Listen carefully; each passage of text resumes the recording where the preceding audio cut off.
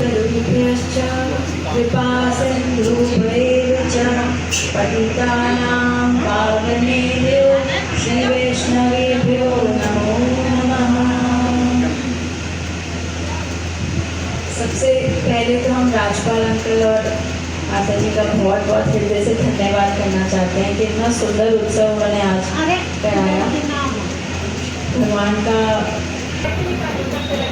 कोई प्रश्न हो, किसी का कोई जिज्ञासा हो, कोई क्वेरी हो, कोई सजेशन हो तो आप हमें ज़रूर बता सकते हैं, कुछ हमारे साथ शेयर कर सकते हैं। कुछ हो तो आप हमें ज़रूर बताएं। कोई जिज्ञासा हो, किसी का कोई प्रश्न, क्या कहाँ से आए हैं? जिज्ञासा तो जब कुछ आता हो, आया तो कुछ है ही नहीं, कुछ है तो जब पर मजे में राधा जो हम गा रहे हैं जो जो शब्द आ रहा उसका मतलब पूछना चाहूँगी। कोई प्रार्थना है, मतलब एक प्रार्थना करके हृदय से हमारे गुरुदेव भगवान का श्री गौरदास जी महाराज के नाम से हमारे गुरुदेव का चैनल है, तो उसको आप सब्सक्राइब करो। उसमें आप चाह मिली का निकालना, उसमें सारा मतलब है इसका, पूरा डिटेल में आपको पूरा मतलब पता चलेगा। और बहुत अच्छा है भैया कि आप ये हर रोज चहावेली का पाठ कर रही हो, बहुत सुंदर, बहुत सुंदर। नहीं वेद भी अभी करे लगी 10-15 बहुत अच्छा हुआ। आप बेहतर बाबा निश्चित हो रहे हैं तो उसका क्या मतलब है? हाँ हाँ का मतलब हम ऐसे कहते हैं तो है कि सुनो सुनो मेरी विनती सुनो। हम ये जो चहावेली है ये पूरी 84 कोस परिक्रमा में जो जो दर्शन है सबकी बात पूरा परिक्रमा हो जाता है, तो बार बार हम विनती करते जाते हैं, हाँ हाँ हाँ हाँ सुनो सुनो मेरी विनती सुनो। इसका कैसे निमित्त है, प्रार्थना है। एकादशी निष्ठा, आज एकादशी है, मेरे ख्याल से तो आप सभी ने एकादशी का पालन किया होगा। किस किस ने किया एकादशी का व्रत आज? जय, बहुत सुंदर, बहुत ही सुंदर, जय। और जिसका चूक गया एकादशी, तो आप सबसे प्रार्थना है कि एकादशी जरूर पालन कीजिए। एकादशी का पालन अनिवार्य है, मोस्ट इम्पोर्टेंट है। ये हमें ये हल्के में इसको नहीं लेना कि हम क्यों एकादशी पालन करना बहुत ज़रूरी है। एकादशी पालन करनी है, कोई व्यापक नहीं है इसका।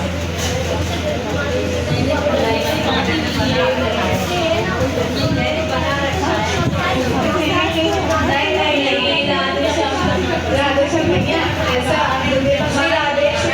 राधेश्याम भैया का बहुत सुंदर क्वेश्चन है कि एकादशी व्रत हम करते तो उद्यापन करना चाहिए। इसी तरह से बहुत दिन काफी रखते हैं, बाद में मिला होगा, लेकिन हमारे गुरुदेव भगवान कहते हैं अगर एकादशी का जो व्रत है ना उसका जो फल है उसके भगवान प्रसन्न होते हैं। लेकिन जब हम इसको उद्यापन कर देते हैं तो इस लोक में यही फल मिलेगा जो कि टेम्पररी है। हाँ, और लेकिन जब हमको हमें भगवान का नाम लेना चाहिए, हमें जो है जब जैसे अभी हमने की, ताकि हम निताई जो है नित्यानंद जो है बलराम के अवतार हैं, उनको हम अगर उनकी कृपा प्राप्त कर लेंगे, उनको अगर हम प्लीज कर लेंगे तो उनकी हमें कृपा मिलेगी, तो हमें गौरांग महाप्रभु की कृपा मिलेगी। और गौरांग महाप्रभु कौन है? वो स्वयं राधा कृष्ण है। कलयुग में उनका अवतार हुआ था, सिर्फ राधा कृष्ण है। नाम का जप कर रहे ना, रोज रोज एक लिया देगा। तीसरी निष्ठा है हमारी तुलसी निष्ठा। तो आप सबको तुलसी माला वैसे भी सबने धारण करी हुई है, बहुत ही सुंदर, आप सबको प्रणाम है, इतना अच्छा लग रहा है, आप सबके कंठ में तुलसी महारानी है। तो तुलसी निष्ठा जिन जिन के गले में नहीं है तो आप सबसे प्रार्थना है कि आप सभी तुलसी माला, एक तो हमारे घर में तुलसी महारानी का जरूर विरवा होना चाहिए, जिसमें हम सुबह शाम दीपक जोड़ें और आरती करें, परिक्रमा करें, ये तो बहुत ज़्यादा ज़रूरी है। और तुलसी महारानी जिसके गले में होगी तो हमारी छोटी सी का निवेदन है कि तुलसी माला पहनने के लिए सिर्फ एक ही नियम है कि प्रमुख चीज़ों का त्याग करना है।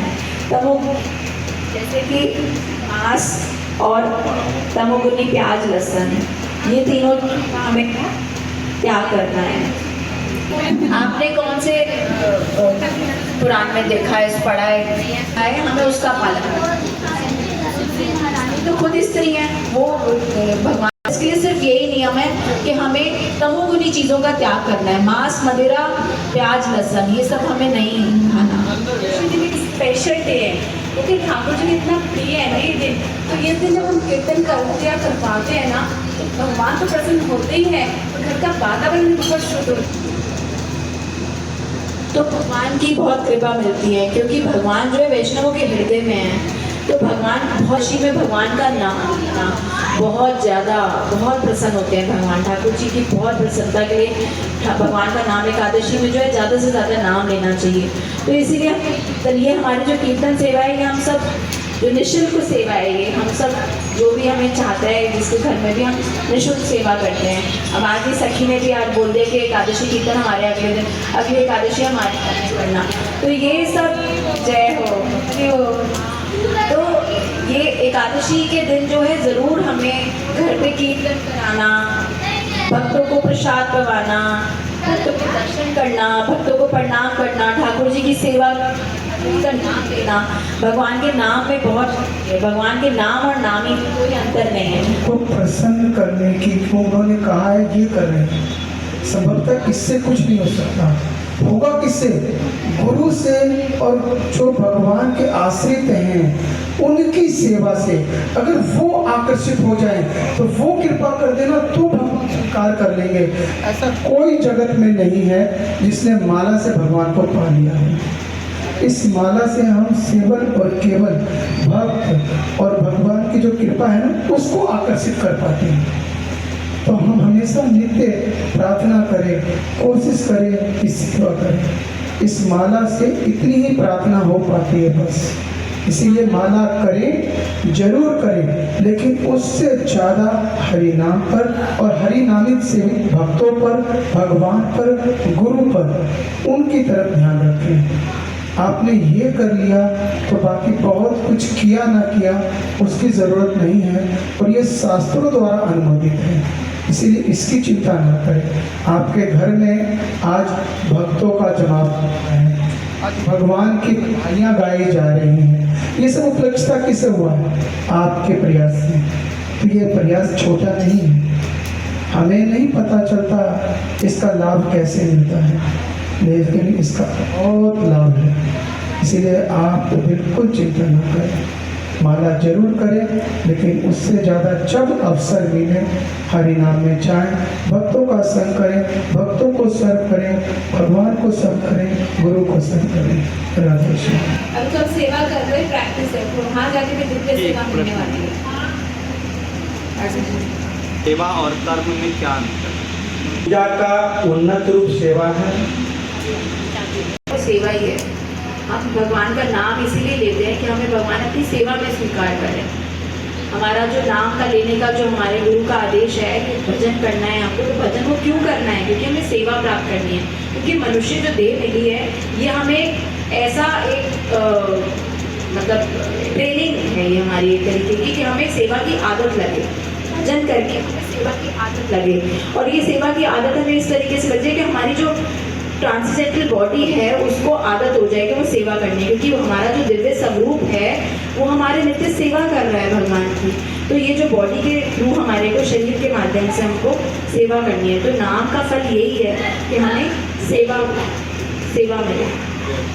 पूजा या सेवा तो जैसे इसे बहुत व्यवहारिक रूप से बड़े बाबा जी सरकार दो तरह से हर बात को समझाते थे। एक तो शास्त्र युक्ति और एक व्यवहारिक युक्ति। व्यवहारिक युक्ति पे बहुत जोर देते थे, प्रभुपाद जी भी व्यवहारिक युक्ति पे बहुत जोर देते थे। तो पूजा को समझ लो खाना बनाना और सेवा को मतलब समझो कि खाना खिलाना। तो जब खाना बनेगा तो खाना खिलाया जाएगा। तो पूजा से बेहतर सेवा है, लेकिन ये इसी का पार्ट है। अगला स्टेप है सर्व।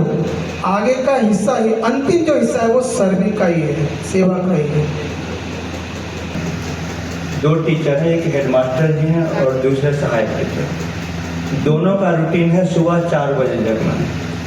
सहायक टीचर सुबह 4 बजे से 8 बजे तक 64 माला कर लेते हैं। इसके बाद फिर नित्य कर्म में ले जाते हैं, क्योंकि स्कूल तो 10 बजे से। और हेडमास्टर जी हैं वो सुबह से स्कूल में 15 टॉयलेट है उसका सफाई करते हैं अपने हाथों से और पूरे परिसर की सफाई कर देते हैं। तो उनकी सेवा उनकी पूजा है। तो जितना मैंने समझा है वो माला पहले जन्म या किसी जन्म पहले कर चुके हैं, उसका उन्नत रूप इनका सेवा मिला है जो आज सेवा कर रहे हैं। और हेडमास्टर जी खुद सेवा करके दुनिया को दिखा रहे हैं जो कोई भी कर्म छोटा नहीं है। हर कोई बच्चे और अभिभावक सब देखेंगे जो हेडमास्टर जी टॉयलेट भी साफ कर सकते हैं, परिसर भी साफ कर सकते हैं। ये इसका मतलब सेवा ज़्यादा महत्वपूर्ण है। क्या ना तब ये नहीं अपना मन मानी सेवा कर रहे, जैसे हम अपने मन से टॉयलेट साफ कर रहे हैं या अपने मन से सोच रहे कि ये कर लेते हैं सेवा वो भी सेवा है। लेकिन जब हम गुरु के माध्यम से जो सेवा मिलती है ना उसी की इम्पोर्टेंस है। जो हम अपने मन से करते हैं ना कुछ तो वो मनमानी होती है, उसका इतना इम्पोर्टेंस नहीं है जितना कि गुरुदेव से जो सेवा मिलती है ना, जब वो टॉयलेट साफ, नाला साफ, खुद बुहारी की सेवा, तो वही सेवा कहलाएगी। ऐसा नहीं कि हम अपने मन से कुछ कर रहे भाई तो ठीक है उसका भी फल मिलेगा, लेकिन गुरुदेव ने जो कहा है ना वो ही सेवा कहलाएगी और वही हमें करना चाहिए। जो गुरुमुख तो वही करनी है, ये नहीं कि मेरे 64 माला से ज़्यादा मुझे वो टॉयलेट साफ करना वो मुझे ज़्यादा इंपॉर्टेंट नहीं। अपने गुरुदेव ने आपको कहा कि 64 माला तो वही सेवा आपकी। तो गुरुदेव इसलिए कहते हैं ना गुरु धारण करना चाहिए, नहीं तो हम मनमाने ढंग से कोई ये कह रहा तो ये कर ले। जिसने